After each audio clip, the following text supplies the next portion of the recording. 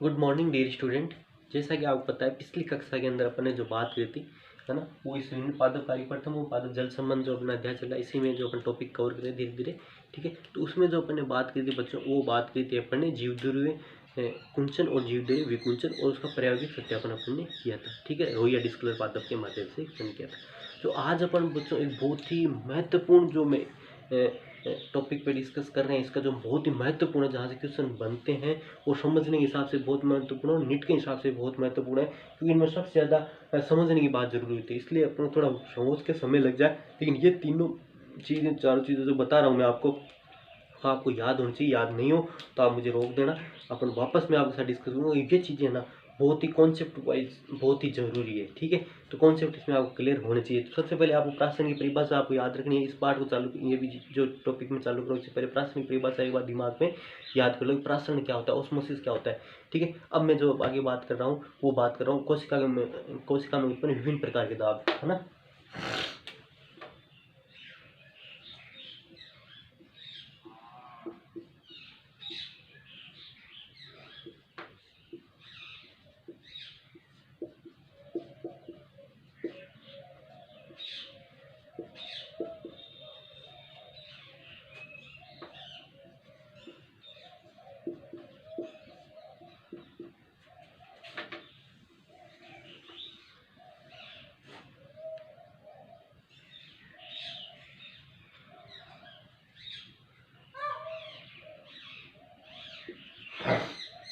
Different type of pressure develop in within the cell. ठीक है, तो बात करें different type of pressure develop within the cell, मतलब जो विभिन्न प्रकार के जो प्रेशर उत्पन्न होते हैं कोशिका के, उनकी बात करें तो सबसे पहले मैं बात कर रहा हूँ परासरण दाब की। परासरण दाब, ऑस्मोटिक प्रेशर, बहुत इंपॉर्टेंट, ओपी बोलते हैं इसको। ठीक है, शॉर्ट में ओपी, ऑस्मोटिक प्रेशर। ये क्या होता है बच्चों, ये क्या ऑस्मेटिक प्रेशर ओपी क्या होता है, या प्रासरण दाब क्या होता है, ध्यान से सुनो। इसको समझाऊंगा एक सिंपल एग्जांपल से समझाऊंगा, समझने की कोशिश करना। प्रासरण दाब क्या होता है, प्रासरण दाब देखो,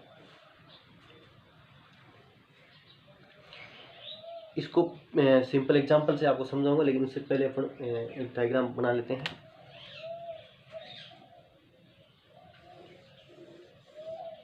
ये एक पात्र है और ये बीच में क्या मैंने बनाई है,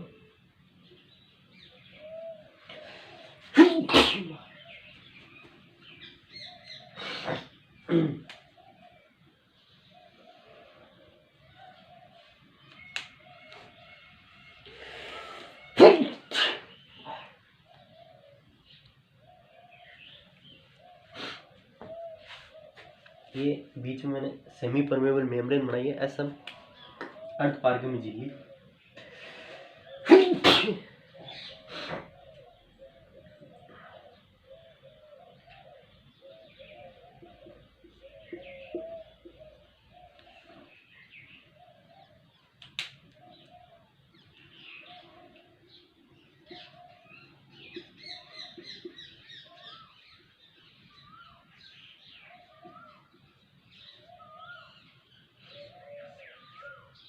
सेमी परमेबल मेम्ब्रेन अर्ध पारगम्य झिल्ली मैंने यहाँ पे बीच में बनाई। ठीक है, यहाँ पे दो घोल है, घोल ए है और घोल बी है। ठीक है, यहाँ पर दो घोल है, घोल ए है और घोल बी है।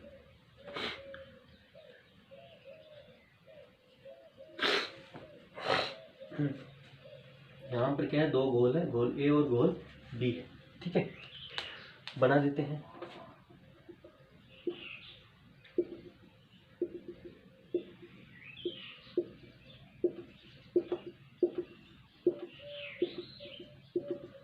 ये तो हो गया घोल ए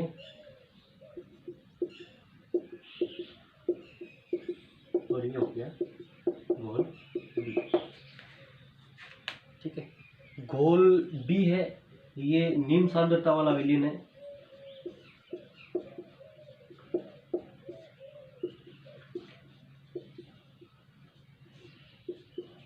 हाइपोटोनिक सॉल्यूशन है। ठीक है, और ये उच्च सांद्रता वाला विलीन है।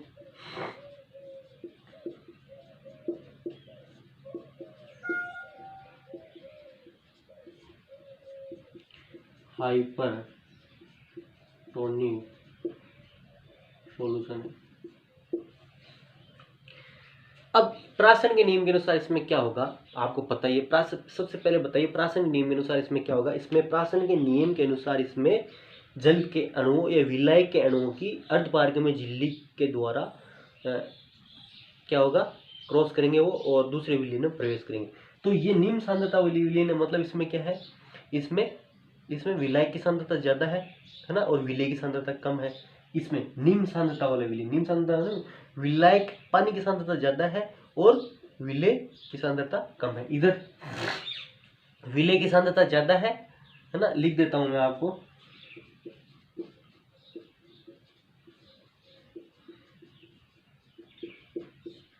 उच्च तथा विलायक की कम, इधर लिख देता हूं विलायक अधिक, विलेय कम, विलायक अधिक। तो अपन ने प्राशन में बच्चों पढ़ा था, प्राशन में एक चीज पढ़ी थी कि जो विलायक होता है, ठीक है, विलायक की मूवमेंट होती है, विलायक अपनी अधिक सांद्रता से कम सांद्रता की तरफ जाता है। तो इसमें जल के जो अणु होंगे वो किधर, इससे इधर आएंगे, क्योंकि विलायक की सांद्रता इधर ज्यादा है जल के, तो वो इधर आएंगे। अब प्राशन क्या होता है, प्राशन दाब क्या होता है, ये तो हो गया प्राशन। प्राशन दाब क्या होगा, प्राशन दाब क्या होता है, जब शुद्ध जल या विलायक अर्धपारगम्य झिल्ली के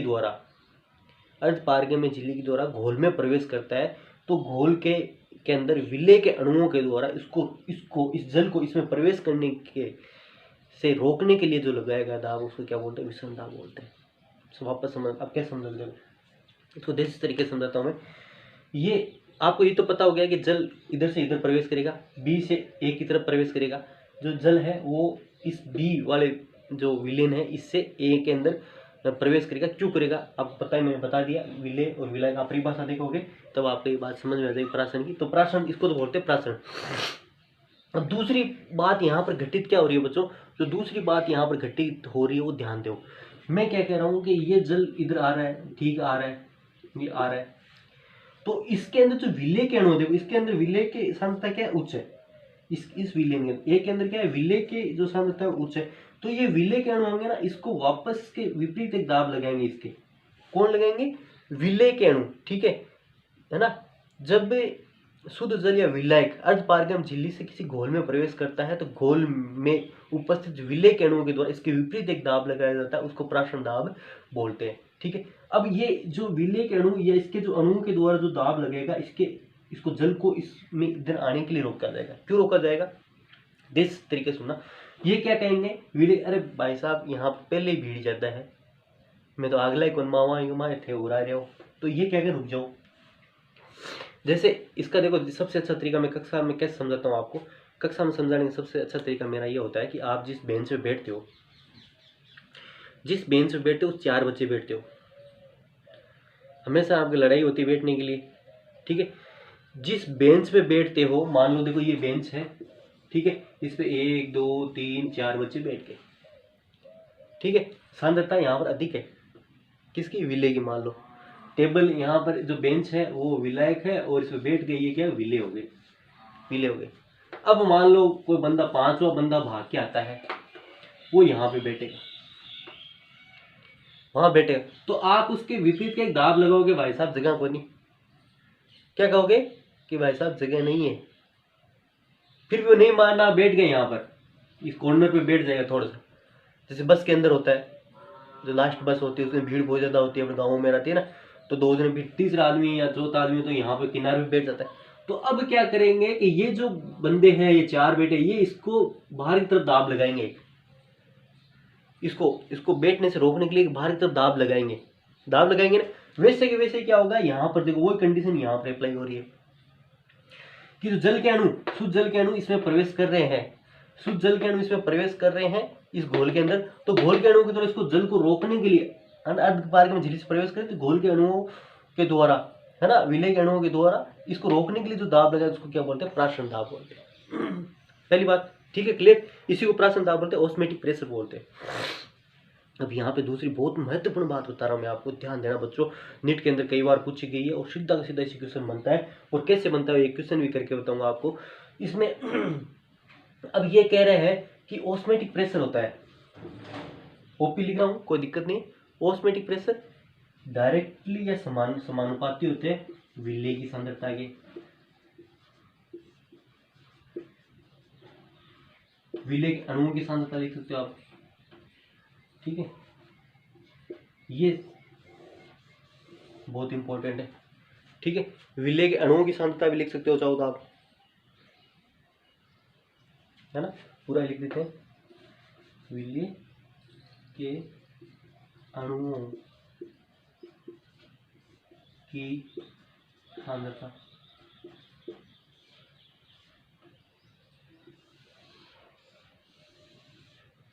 ये रिलेशन है, बुक में भी लिखा हुआ है, इसको समझो बच्चों। इसको जो समझ गया, मान लो उसके 95 क्रॉस है या 100/100 है, ठीक है। ये देखो ओपी विलेय के, मैं कह रहा हूँ विलेय के अणुओं के सांद्रता के समानुपाती होता है। विलेय के अणुओं की सांद्रता समान कैसे, जितनी ज्यादा यहाँ पर बच्चे बैठ रहेंगे उतना ज्यादा प्रेशर पड़ेगा, जितने ज्यादा विलेय के अणु होंगे उतना ज्यादा ऑस्मेटिक प्रेशर होगा। किसी घोल के अंदर जितने ज्यादा विलेय के अणु होंगे, जितना ज्यादा गाढ़ा होगा उतना ज्यादा प्रेशर डालेगा इसके ऊपर। जितना ज्यादा गाढ़ा घोल होगा ये उतना ही ज्यादा गाढ़ा घोल लेने को, जितने विलेय, गाढ़ा किससे होता है, विलेय के अणु से, है ना, सोल्यूट के मॉलिक्यूल से, ठीक है। गाढ़ापन किससे होता है, विलेय के अणु से। तो जितना ज्यादा गाढ़ा ये घोल है उतना ज्यादा प्रेशर पड़ेगा। और गाढ़ा क्यों हो रहा है कि इसके अंदर विलेय के अणु ज्यादा, जितने ज्यादा विलेय के अणु होंगे उतना ज्यादा गाढ़ापन होगा। जितने ज्यादा बढ़ाते रहेंगे, किसी घोल के अंदर चीनी घोल रहे हैं तो जितनी ज्यादा चीनी डालते रहेंगे उतना ज्यादा मीठा होता रहेगा, है ना, जितना ज्यादा गाढ़ा होता रहेगा। तो वो कि विलेय के अणु ज्यादा मिलाएंगे तो क्या गाढ़ापन होगा, गाढ़ापन होगा। तो ये तो कह रहा है, तो ऑस्मेटिक प्रेशर होता है, ओपी जो होता है वो विलेय के अणुओं की सांद्रता के समानुपाती होता है। जितने ज्यादा विलेय की अणुओं की सांद्रता होगी उतना ही ज्यादा प्रेशर दाब, प्राशन दाब या ऑस्मेटिक प्रेशर होगा। तो बच्चों ये था आपके प्राशन दाब, है ना। कोशिका में विभिन्न प्रकार दाब उत्पन्न होते हैं, उसमें सबसे इंपॉर्टेंट पहले आता है, ये आता है प्राशन दाब। इसको मैंने इस तरीके से समझाया, इसको आप धीरे से 1 बाय 1 थोड़ा ध्यान से सुनना और ध्यान से इसको बुक में जो दिया उस प्रकार से पढ़ना, तो आपके समझ में आ जाएगा। बेंच वाला भी आप याद रखना एग्जाम पर ना। अब अगला जो इसमें पढ़ते हैं वो बात पढ़ते हैं स्पीड दाब और भित्ति दाब। जो अगला दाब आता है इसके अंदर महत्वपूर्ण जो दाब है वो बात करते हैं अपने स्पीड दाब और भित्ति दाब।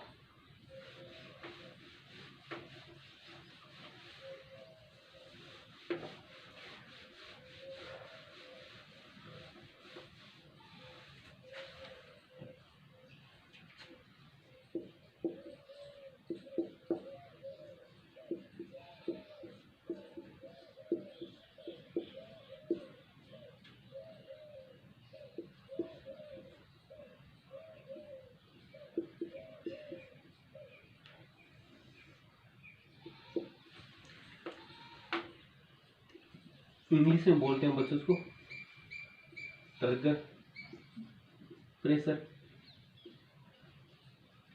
तो टीपी और एंड टीपी बोलते हैं ट्रिगर प्रेशर को शॉर्ट में, and wall pressure. Wall pressure मतलब भित्ति, वॉल प्रेशर। अपन बात कर रहे हैं बच्चों ट्रिगर प्रेशर और वॉल प्रेशर की। अपन जो बच्चों बात करने जा रहे हैं वो बात कर रहे हैं ट्रिगर प्रेशर और किसकी, भित्ति दाब की, है ना। स्पीड दाब, भित्ति दाब, ठीक है। स्पीड दाब क्या होता है पहले ध्यान देना कि ये एक पात्र है जल का, ठीक है, इसमें जल भर देते हैं। ये अपने जल भर दिया, क्या भरा है बच्चों इसके अंदर, जल भरा है, जल। इसके अंदर एक कोशिका रख देते हैं। बताओ पहले तो होगा क्या इसके अंदर, ये कोशिका रख दी अपन ने, ठीक है।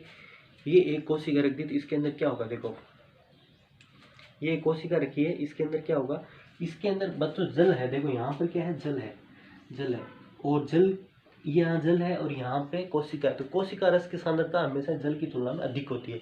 इसके अंदर जो सांद्रता है, इस कोशिका के अंदर जो सांद्रता है वो इसकी तुलना में जल की शुद्ध, क्यों विलायक है तो इसकी सांद्रता की तुलना में, इसमें तो कुछ घुला हुआ ही नहीं है, जल है, शुद्ध जल है, तो सांद्रता कहाँ से होगी, तो इसकी कोशिका रस की सांद्रता है, ठीक है, ठीक है, इसकी कोशिका रस की सांद्रता इस जल की तुलना में अधिक है, तो जल कहाँ प्रवेश करेगा, इसमें प्रवेश कर देगा जल। H2O क्या करेगा, H2O कोशिका के अंदर प्रवेश कर जाएगा। परिणाम स्वरूप क्या होगा, परिणाम स्वरूप क्या होगा,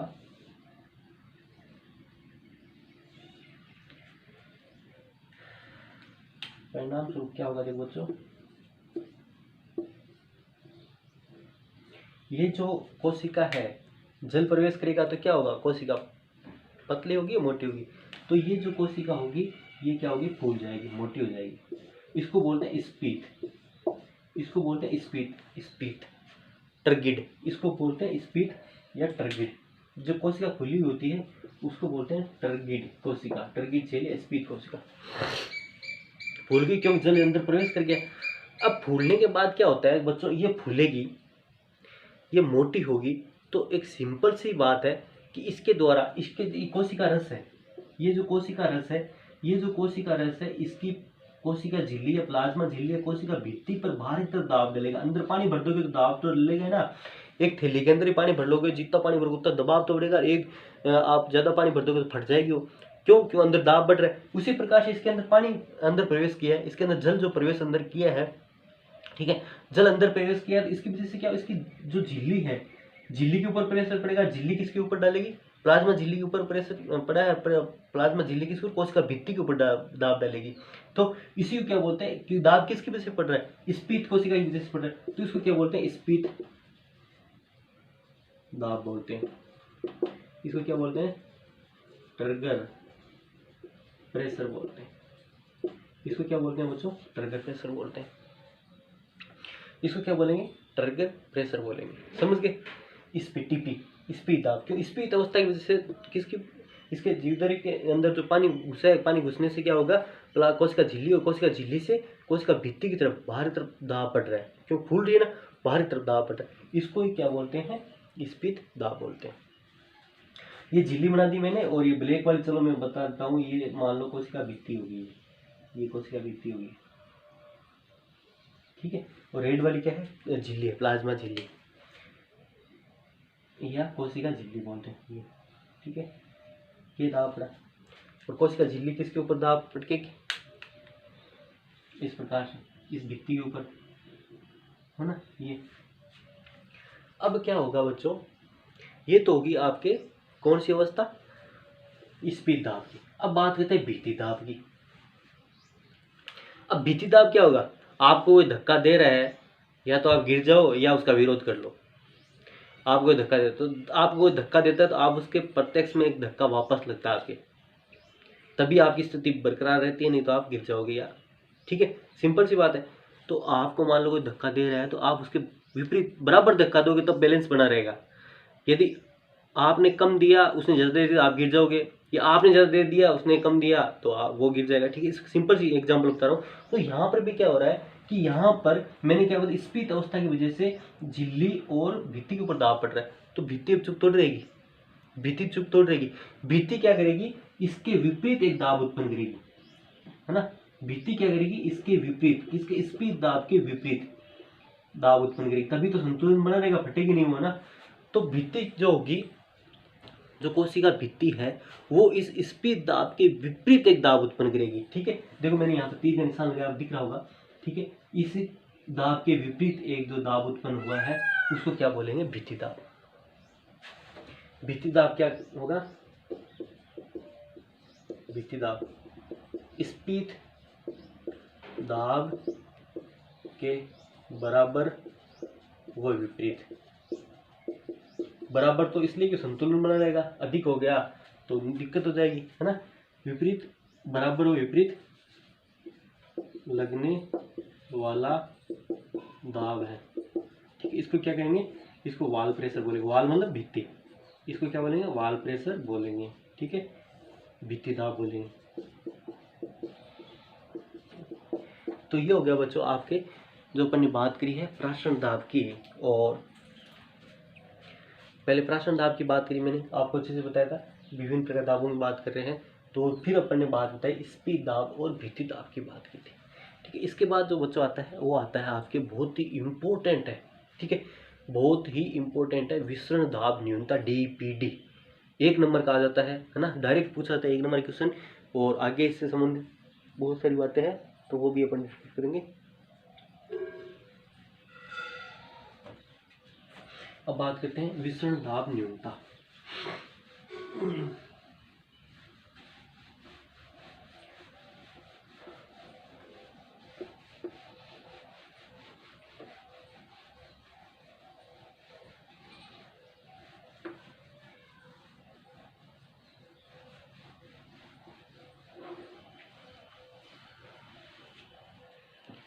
नेक्स्ट आता है विसरण दाब न्यूनता, डिफ्यूजन प्रेशर डेफिशिएंट, इसको DPD भी बोलते हैं। क्या बोलते हैं बच्चों? DPD। इसे क्या बोलते हैं? DPD, डिफ्यूजन प्रेशर डेफिशिएंट, इसकी शॉर्ट फॉर्म है, DPD नाम से जाना जाता है इसको। देखो विसरण दाब न्यूनता क्या होता है। सबसे पहले तो विसरण दाब की बात करें, विसरण दाब, विसरण दाब क्या है, डिफ्यूजन प्रेशर क्या है। एक कमरे के अंदर मान लो आप 4 जने हो, है ना, तो 4 जने हो तो आप 4 जने अच्छे से कमरे के अंदर घूम सकते हो, खेल सकते हो अंदर। मैं बताऊँ उसके अंदर यदि 100 जने हो जाए, है ना, मान लो 10 बाई 10 का कमरा है, बड़ा हॉल है, ठीक है, तो इसके अंदर पहले तो 4 जने थे, तब आप अच्छे से इसके अंदर घूम सकते हो, एक कोने दूसरे कोने आराम से घूम सकते हो। इसके अंदर मान लो इसके अंदर अब 100 बच्चों को बिठा दिया जाए, 100 तो नहीं आएंगे, मान लो 50 बच्चों को बिठा दिया जाए, ठीक है, 50 बच्चों को बिठा दिया, अब आप फिर सकते हो क्या उसके अंदर, घूम सकते हो क्या? नहीं घूम सकते, है ना। विसरण दाब, यहाँ पर विसरण दाब अधिक था, यहाँ पर विसरण दाब कम हो गया। विसरण मतलब घूमने की, जो फिरने की या जो विसरित होने की जो क्षमता है उसको विसरण दाब कहते हैं। समझ के सिंपल तरीके से बता रहा हूँ। तो जो घूमने की जो प्रक्रिया थी इसमें ज़्यादा थी, आप कक्षा में अच्छे से इधर जा सकते, हिल सकते थे, सो सकते थे, लेट सकते थे, कैसे कर सकते थे।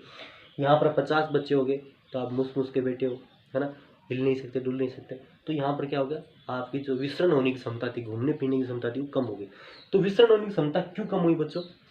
मान लो ये विलय के अणु थे, है ना, एक कमरा है, ये मान लो विलायक है, मान लो कमरा तो क्या है, एक सिंपल एग्जाम विलायक है, ठीक है, मतलब पानी है, पानी था कमरा। अब मान लो इसको रिप्लेस कर रहा हूँ मैं समझाने से, ये पानी था और इसके अंदर पहले 4 अणु डाले थे, तब तो पानी के अणु थे, वो आराम से, मतलब इसकी सांद्रता कम थी तो पानी के अणु तो आराम से इसमें मूवमेंट हो सकते थे, ठीक है। अब इसमें 50 अणु डाल दिए तो क्या होगा, पानी गाढ़ा हो गया और पानी की जो बहने की क्षमता होगी वो कम होगी, है ना। तो यहाँ पर विसरण दाब पहले जल का था, वो क्यों विलायक की बात करें तो ज़्यादा था और यहाँ पर कम था। तो इससे देखो क्या चीज़ एक्सप्लेन होती है बच्चों,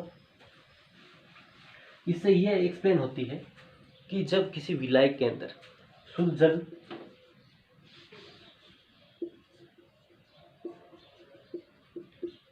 विलायक में विलेय के अणु मिलाते हैं तो विसरण दाब में कमी आती है। फिर अपन यहाँ पे क्या लिखा है, विसरण दाब न्यूनता, न्यूनता का मतलब कमी, कमी आती है, ठीक है। क्या किया आपने, शुद्ध जल में विलायक, शुद्ध जल मतलब विलायक है, ठीक है, में विलेय के अणु मिलाए हैं, ठीक है।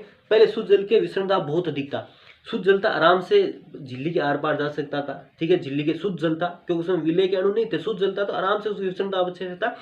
कि जैसे मान लो ये एक पात्र है, ठीक है, तो मैं कह रहा हूँ ये जल है, तो इसके अंदर अपन जब इसके अंदर जो विलेय मिला रहे हैं तो इसका विसरण दाब कम हो रहा है, जितना ज्यादा विसरण दाब, ठीक है, देखो विसरण दाब डिक्रीज हो रहा है, विसरण दाब दाब, ठीक है। विषम दाब क्या हो रहा है, ध्यान देना, यहाँ पर बहुत इंपॉर्टेंट बात था, तरीके से बताता हूँ, चलो।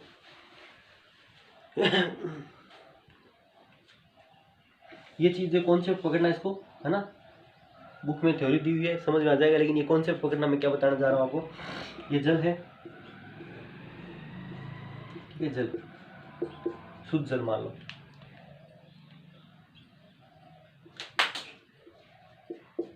शुद्ध जल।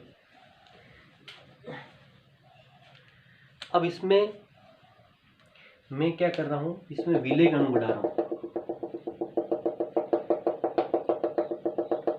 ये क्या है, विलेय,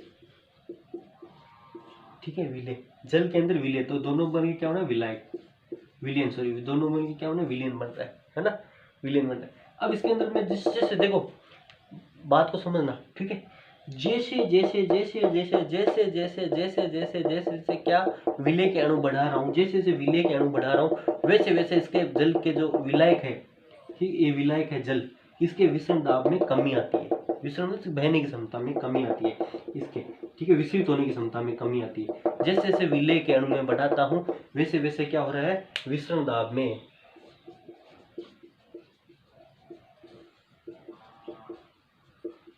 कमी आती है, ठीक है। जैसे जैसे विलेय के अणु बढ़ाता हूँ तो क्या होता है, विसरण दाब में कमी आती है। और जैसे जैसे विलेय के अणु बढ़ा रहा हूँ, और घोल क्या हो रहा है बच्चों, जैसे जैसे विलेय के अणु बढ़ा हूँ तो घोल हो रहा है, गाढ़ा हो रहा है, और जब घोल गाढ़ा होता है तो ऑस्मेटिक प्रेशर वाली, याद रखो, ऑस्मेटिक प्रेशर ओपी कहता है डायरेक्टली प्रोपोर्शनल विलेय के अणु की संख्या, अणुओं की संख्या, ठीक है, ये था ना विलेय के अणुओं की संख्या, याद करो, ऑस्मेटिक प्रेशर प्राशन। तो जैसे जैसे अपन इसमें विषम दाब में कमी आ रही है, ऑस्मेटिक प्रेशर क्या हो रहा है, बढ़ रहा है। जैसे जैसे विलेय के अणु इसमें बढ़ा रहा हूँ तो ऑस्मेटिक प्रेशर तो बढ़ रहा है, विषम दाब में कमी आ रही है। तो हालांकि अब देखो डेफिनेशन यही है, शुद्ध जल या विलायक के अंदर जब शुद्ध जल और विलायक के अंदर जब विलेय के अणु बढ़ाते हैं तो उसके विसरण दाब में कमी आती है, इसी को क्या बोलते हैं, विसरण दाब न्यूनता बोलते हैं, इसी को क्या बोलते हैं बच्चों, डीपीडी बोलते हैं, बहुत इंपॉर्टेंट है ना, डीपीडी बोलते हैं, बिल्कुल नीचे। जैसे जैसे विलायक या शुद्ध जल के अंदर विलेय के अणु बढ़ाते हैं तो उसके विषम दाब में कमी आती है, तो ऑस्मेटिक प्रेशर में बढ़ोतरी होती है, ठीक है ना। ऑस्मेटिक प्रेशर में बढ़ोतरी होती है तो क्या होता है, घोल होता है, गाढ़ा होता है, और गाढ़ा घोल होता है वो पानी को ज्यादा खींचता है, आपको पता हो, इसलिए इसको चूषण दाब भी बोलते हैं ना, इसको क्या बोलते हैं, चूषण या सक्शन प्रेशर भी बोलते हैं, इसको क्या बोलते हैं, चूषण दाब भी बोलते हैं। डीपीडी को क्या बोलते हैं बच्चों, चूषण दाब या सक्शन प्रेशर, सक्शन मतलब खींचना, सक्शन प्रेशर भी बोलते हैं, ठीक है, सक्शन प्रेशर भी बोलते हैं।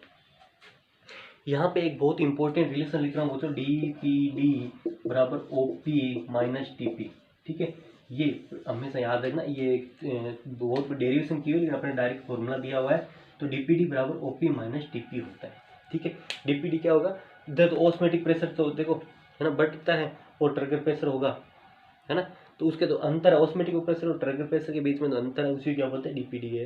हालांकि व्याख्या आपको, और डीपीडी की जो परिभाषा है ये है, ठीक है, इस परिभाषा के हिसाब से आपको करना है, डीपीडी की परिभाषा ये वाली है ना। शुद्ध जल के विलायक में जो विलेय के अणु बढ़ाते हैं उसके विषम दाब में कमी होती है, जितनी विषम दाब में कमी होती है उसी को क्या बोलते हैं, विषम दाब न्यूनता बोलते हैं। तो बच्चों आज के कक्षा में इतना बहुत है ना, थोड़ा वीडियो थोड़ा लंबा हो गया, धन्यवाद, थैंक्स फॉर वॉचिंग।